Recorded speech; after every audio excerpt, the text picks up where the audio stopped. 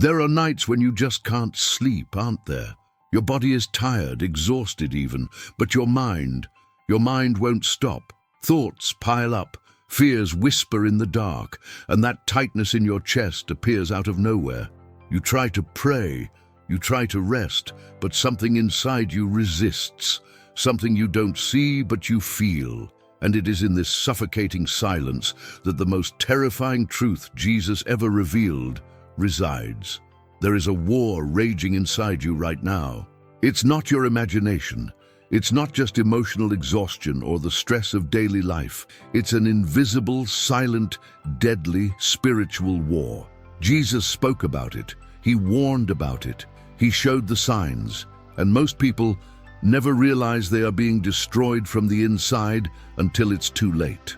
Do you know that anxiety that has no apparent reason, that fear that paralyzes you even when everything is fine, that voice in your head saying that you're not enough, that things will go wrong, that you're alone?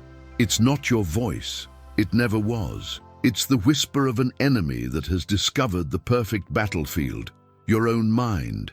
And the worst part? It attacks when you are most vulnerable, when you are in the dark, alone, when no one is watching. It plants doubts, cultivates fears, feeds insecurities, and you think that's just who you are. But Jesus knew. He saw this war before you were born, and he left the path to victory written down. In this video, you won't hear another pretty sermon. You'll discover the raw truth about the silent war that's stealing your peace, the silent war that Jesus revealed, and that's destroying your peace without you even realizing it. I'll show you the hidden signs of this battle, the invisible traps that corrode your soul, and most importantly, the strategy Christ taught to restore the peace the world cannot give. But there's more, something I'll only reveal at the end of this video. A biblical truth that completely changed my life when I understood it. And it can change yours too. So don't leave, don't jump. Every second of this video was made for you who are tired of fighting alone. So turn off notifications, forget the outside world for a few minutes, and come with me, because what you're about to discover might be the turning point you've been waiting for. You wake up and you already feel it. Even before you fully open your eyes, that weight is already there. It's not physical, it's deeper, as if someone had placed an invisible stone in your chest during the night. You get up, try to follow your routine, smile at people, but inside, something isn't right. It's a silent inner war that doesn't scream, doesn't explode, but corrodes slowly. You look around and nobody notices. Your family doesn't see. Your friends don't know, and you yourself begin to doubt. Is it just me? Am I exaggerating? But you're not. This restlessness has a name, it has an origin, and it has a purpose. Spiritual anxiety begins like this, subtle, almost imperceptible, like a whisper you can't pinpoint its source. You try to ignore it, but it persists. During the day, in the middle of a conversation, in traffic, before bed, it's a constant feeling that something is wrong, even when everything seems to be in its place. Jesus was aware of this phenomenon. He knew that there are forces working to steal people's peace of mind, not with physical violence, but with subtle attacks on the mind and heart, attacks that appear as normal thoughts, common worries, natural fears, but they are not. And here's the most disturbing detail. This war doesn't need your permission to begin. It's already happening. The question is, will you continue to be destroyed in silence, or will you finally understand what you're facing? Jesus didn't mince words when he spoke about this. He was direct. In John 10:10, he said, "The thief comes only to steal and kill and destroy." He wasn't talking about an ordinary robber. He was revealing an invisible spiritual war that takes place in a dimension most people ignore. Let me tell you a story that perfectly illustrates this. There was a man in the Decapolis region, a place known for its mix of cultures and beliefs. This man lived among the tombs, far from everyone. No one could control him, not even chains could hold him back. He screamed day and night, hurt himself with stones, lived in constant torment. people avoided him. They said he was crazy, dangerous, lost. But when Jesus arrived in that region, he saw something that no one else saw. It wasn't madness, it was war, a spiritual battle that had taken hold of that man's mind and heart. And Jesus didn't treat it as mental illness. He didn't offer advice. He didn't try to convince him to change his behavior. He directly confronted the spiritual forces that held him captive. "What is your name?" Jesus asked. And the answer was terrifying. "Legion, for we are many." That man wasn't just sad or stressed. He was being destroyed by a spiritual battle, according to Jesus, that he didn't even know he was facing. And when Christ freed that man, everyone saw the transformation, from violent and tormented to calm, clothed, and in his right mind. This story is not just an ancient tale, it's a diagnosis. Jesus was showing that there is a hidden spiritual influence at work in people's lives, forces that work to steal peace, plant fear, create confusion, and destroy hope. And the scariest part, often the person thinks those destructive thoughts are their own. Have you ever stopped to think about where those paralyzing thoughts come from? Those inner voices that tell you that you won't succeed, that you're not loved, that you're alone. Jesus knew the answer, and that's why he warned, "Be alert and of sober mind. Your enemy, the devil, prowls around like a roaring lion, looking for someone to devour." Victory, 1 Peter 5:8. But here's the detail that changes everything. Jesus didn't just diagnose the problem. He showed that this war can be won. And the first step is recognizing that it exists. If you want to know where this war is fought most intensely, the answer is simple: inside your head. The battle in the mind is the enemy's favorite battlefield because that's where it all begins. Every action, every emotion, every decision is born first as a thought. Paul, one of Christ's closest disciples, understood this deeply. He wrote in 2 Corinthians 10:4-5, "The weapons we fight with are not the weapons of the world. On the contrary, they have divine power to demolish strongholds. We demolish arguments and every pretension that sets itself up against the knowledge of God, and we take captive every thought to make it obedient to Christ." Do you understand the language? Strongholds. Arguments, thoughts that need to be taken captive. Paul is describing a battle between reason and emotion that takes place within each person. It's not poetry, it's combat strategy. Think about it. How many times have you been certain of something, only to later discover it was a lie?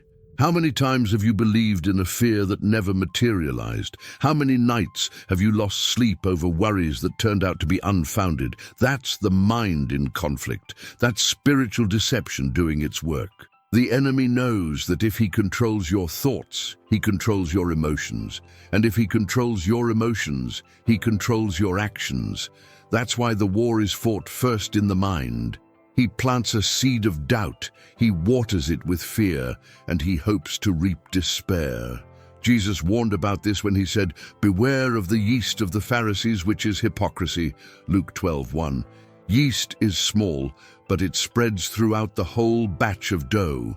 Similarly, a single false thought can contaminate your entire inner peace if you don't confront it with the truth. And here's the problem.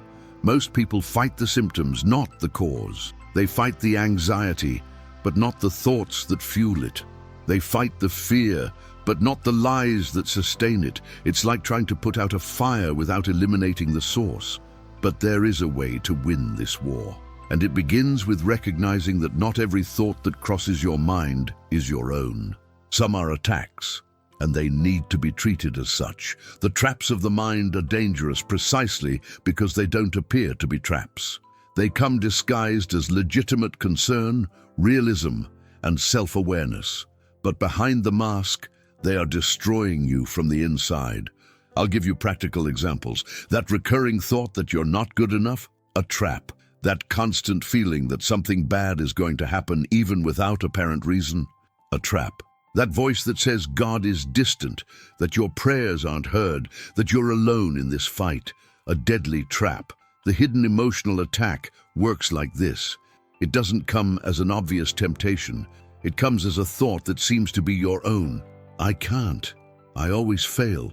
Nobody really cares about me. And you accept these statements as absolute truth without questioning their origin. Jesus knew these tactics. That's why he said in John 8:44, speaking about the enemy, he was a murderer from the beginning, not holding to the truth, for there is no truth in him.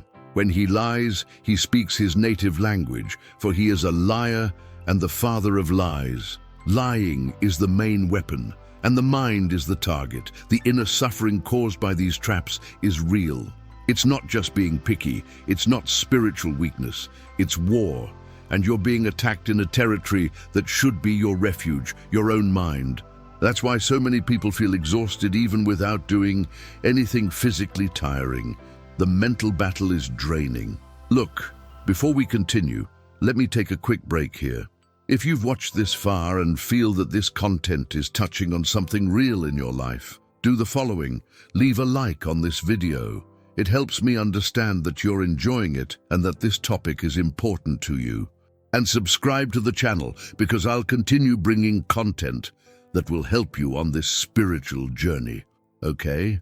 Now let's move on, because what comes next is crucial.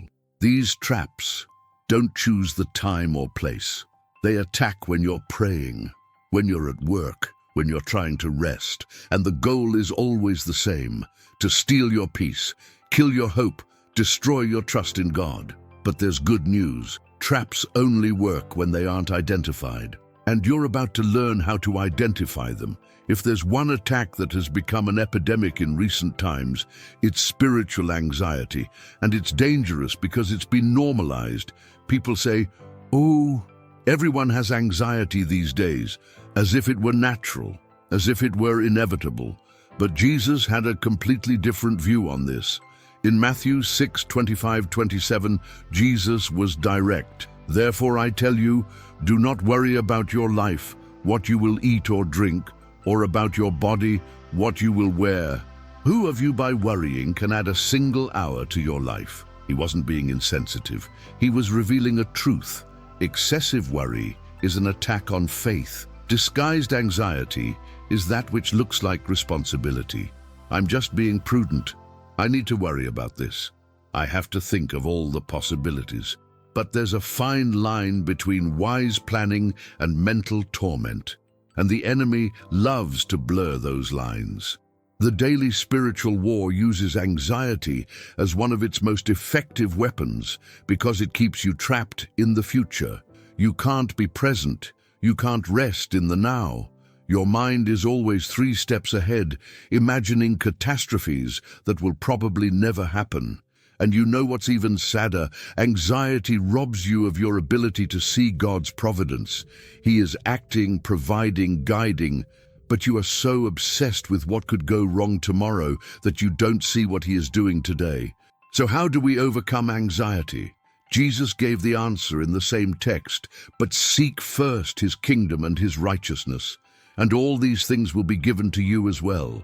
Therefore do not worry about tomorrow, for tomorrow will worry about itself. Each day has enough trouble of its own." Matthew 6:33-34. It's not about ignoring the problems. It's about changing your focus. It's about recognizing that there is someone greater than your worries taking care of you. And that anxiety has never solved any problems. It has only created more. But I'll be honest with you, understanding this intellectually is easy. Living it day to day, that's where the real battle lies. And that's why we need to go deeper. There are signs of spiritual warfare that most people ignore because they seem like common symptoms of modern life. But when you understand the pattern, everything makes sense. Let me show you some that you might be experiencing right now. First, irritation for no apparent reason. You wake up in a bad mood, little things get on your nerves, people you love start bothering you for no reason. It's not PMS, it's not just tiredness, it's a sign that something is attacking your inner peace. Second, disproportionate emotional exhaustion. You haven't done anything physically demanding, but you're exhausted. You feel a constant weight, as if you're carrying an invisible burden. This isn't laziness. It's the result of a mental battle you're waging without realizing it. Third, spiritual paralysis. You know you need to pray, but you can't. You know you should read the Word, but you don't feel like it. You feel distant from God, as if He were far away, but He hasn't gone away. Something is blocking your connection. Fourth, growing and irrational fear. Fears that were once small begin to dominate your mind. Fear of illness, of accidents, of losing loved ones, of failure, of rejection. And these fears paralyze you, preventing you from living fully. Hidden spiritual influence works like this. It doesn't announce its presence. It acts in disguise, making you believe that these symptoms are just part of your personality or your reality. But they are not. They are evidence of an attack by the enemy on your soul. Jesus warned His disciples about this. He said in John 14:27, "Peace I leave with you, my peace I give you. I do not give to you as the world gives. Do not let your hearts be troubled, and do not be afraid." If He needed to say this, it is because He knew that attacks on peace would be constant. And here is the most dangerous sign of all, the feeling that this is your normal life, that you've always been like this, that there's no way out. When you accept war as normal, the enemy has already won half the battle. But you know what's liberating? Recognizing these signs is the first step towards liberation. Because what you don't identify, you can't fight. There's a moment in almost every Christian's spiritual journey where the peace Jesus promised seems like a distant illusion. You read His words, try to believe them, but the reality you feel is completely different. And then that painful doubt creeps in. Is this only for some people? Am I not good enough to experience this peace? This is one of the most dangerous moments in spiritual warfare. Because when you begin to doubt God's promises, the enemy has already gained significant ground in your soul. Inner suffering intensifies, the feeling of abandonment grows, and you feel alone, even knowing that you shouldn't feel that way. But here's the truth that few tell you. The peace of Jesus doesn't mean the absence of problems. It doesn't mean you'll never feel pain, sadness, or hardship. The peace He promised is different. It's the ability to have inner serenity even when everything around you is in chaos. In John 16:33, Jesus was clear, "I have told you these things, so that in me you may have peace. In this world you will have trouble, but take heart, I have overcome the world." He did not deny afflictions. He did not promise a life without storms, but He guaranteed that in Him there is a peace that does not depend on external circumstances. The problem is that the enemy works hard to make you forget this. He uses difficult circumstances to convince you that God has abandoned you. He uses God's silence to make you think your prayers are not heard. He uses prolonged suffering to make you doubt His love. But how can you find true peace when everything inside you is at war? That's the question millions ask, and the answer isn't simple, but it's real. You need to stop seeking peace in circumstances and start seeking it in His presence. David, a man who knew war like few others, wrote in Psalm 23, "Even though I walk through the valley of the shadow of death, I will fear no evil, for you are with me." Do you see? He didn't say he wouldn't go through the valley. He said he wouldn't be afraid because he wasn't alone. Peace is not found in the absence of battle. It's found in the certainty that you are not fighting alone. And that certainty is what changes everything. There comes a point in the war when all seems lost. You've tried everything. You've prayed, fasted, read the Word, sought help. But the burden remains, the battle persists, and you are exhausted from fighting. It is at this moment, at the darkest point, that something supernatural happens. It's when you hear the voice of Jesus in the midst of pain, not necessarily an audible voice. Sometimes it's a sudden peace that makes no logical sense. Sometimes it's a verse that leaps off the page and strikes your heart. Sometimes it's the clear feeling of His presence saying, "I am here, I have always been." Remember the story of Peter walking on water? He was doing fine until he took his eyes off Jesus and looked at the storm. Then he began to sink. And what did he do? He cried out, "Lord, save me." And the Bible says immediately Jesus reached out his hand and caught him. Matthew 14:31. Immediately. Not after Peter learned his lesson, not when he deserved it, immediately, because that's what Jesus does. When you truly cry out from the depths of your pain, he answers. It may not be in the way you expected. It may not be when you wanted it to be, but he answers. Inner liberation begins when you stop trying to control everything and simply surrender, when you stop fighting with your own strength and allow him to fight for you. It may seem like weakness, but it is the most powerful form of spiritual strength that exists. Healing of the soul doesn't happen instantly in most cases. It's a process. But that process begins with a real encounter with Christ in the midst of your worst storm. It's when you find him there, in the depths of your pain, that everything begins to change. Isaiah 41:10 says, "Fear not, for I am with you. Be not dismayed, for I am your God. I will strengthen you, I will help you, I will uphold you with my righteous right hand." This isn't just a pretty verse to frame. It's a promise of battle. It's God saying, "You are not alone in this battle.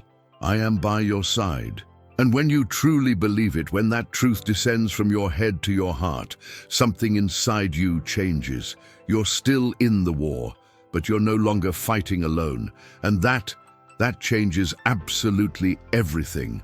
Now that you have identified the war, recognized the attacks, and found the presence of Christ in the midst of the pain, it is time to learn how to fight back. Because the Christian life is not just about resisting attacks. It's about moving forward, reclaiming ground, restoring what has been stolen. Emotional restoration in Christ is not passive, it is active. Paul wrote in Ephesians 6:11, "Put on the full armor of God so that you can take your stand against the devil's schemes." Notice, it's not just about resisting, it's about standing firm. It's about holding your ground. It's about not retreating. The first principle of counterattack is vigilance. Jesus said in Matthew 26:41, "Watch and pray so that you will not fall into temptation. The spirit is willing, but the flesh is weak." To watch means to pay attention to your thoughts, to question where they come from, to not automatically accept everything that goes through your head. The second principle is truth. Jesus said, "You will know the truth, and the truth will set you free." John 8:32. When a lie arises in your mind, you need to confront it with the truth of the word. You are worthless. I am God's creation, made in his image. All is lost. God works all things together for the good of those who love him. The third principle is prayer. Not memorized prayer, real, honest prayer, desperate if necessary.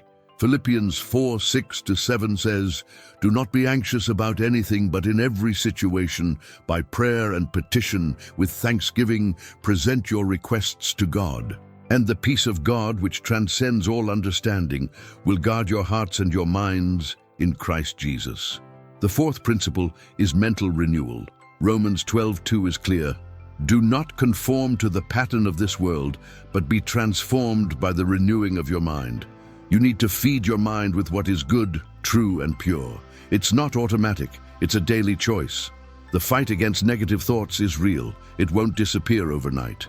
But every time you confront a lie with the truth, every time you pray instead of panicking, every time you choose to trust, even when you don't feel like it, you are making progress. You are reclaiming territory. You are expelling the enemy from the space he occupied in your mind. And that is true restoration. Not just healing wounds, but strengthening yourself so you won't be wounded in the same way again. Spiritual victory doesn't come with applause. It doesn't have spotlights. It doesn't make headlines.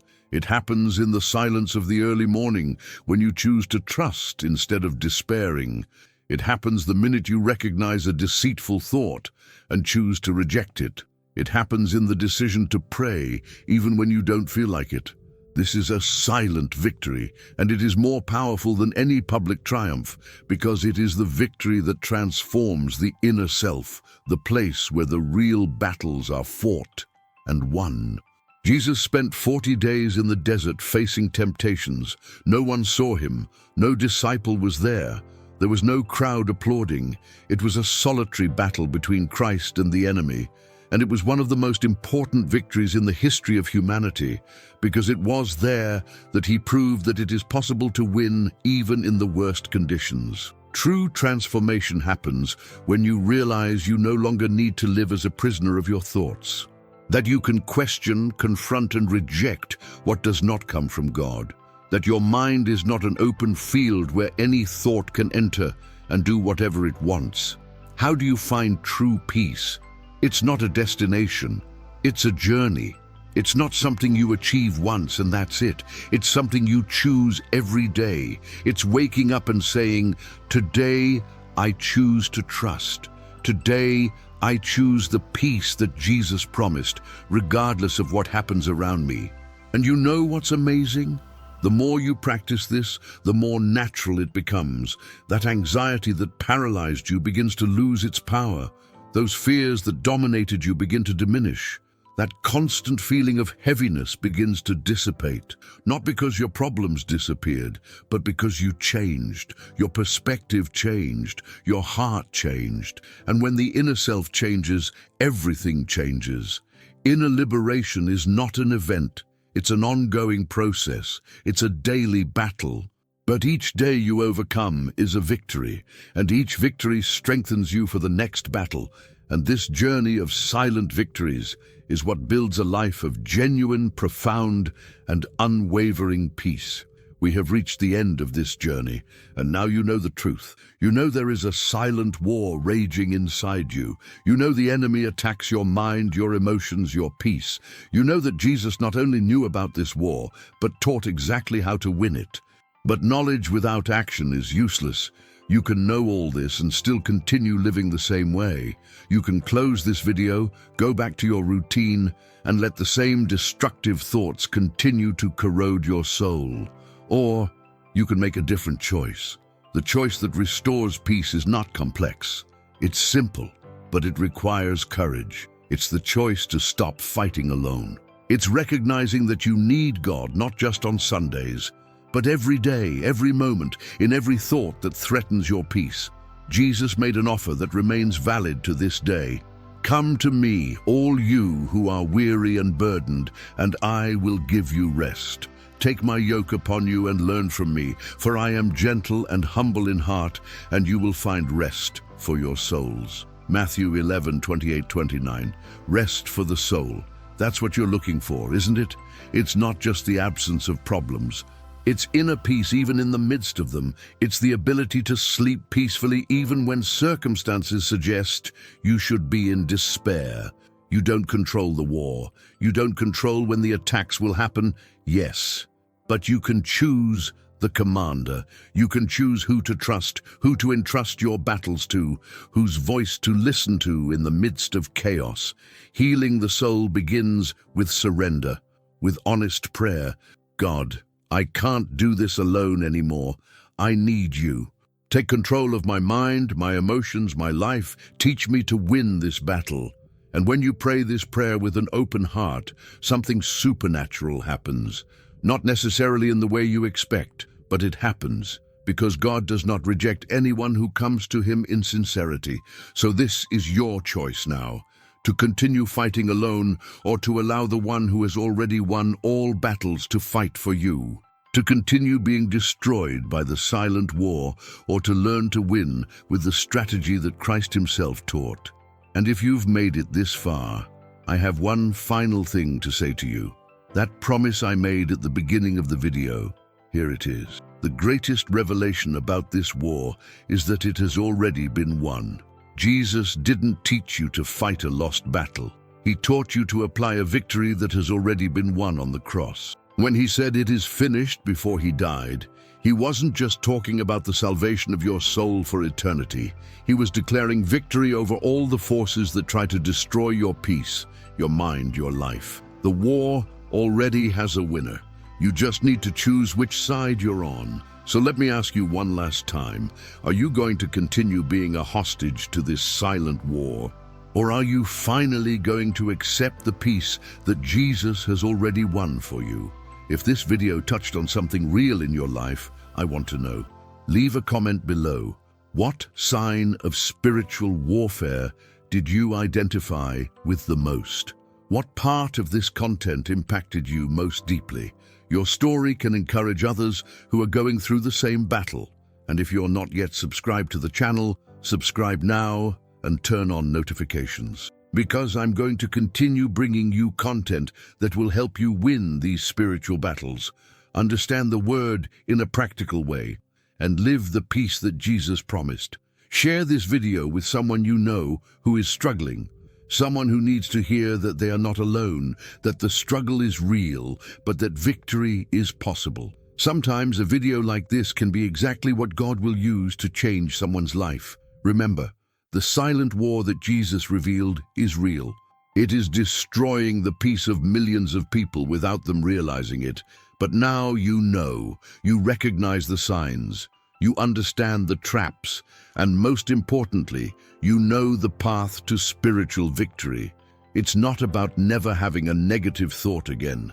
It's not about living in an unrealistic bubble of positivity. It's about acknowledging the battle, trusting in the commander, and choosing daily the peace that the world cannot give or take away. May the peace of Christ, which surpasses all understanding, guard your heart and mind. May you learn to identify attacks before they destroy you. May you find, in the midst of your worst storms, the voice of Jesus saying, "I am here, and I have already won." War is real, but so is victory, and it's available to you right now. A big hug, and see you in the next video.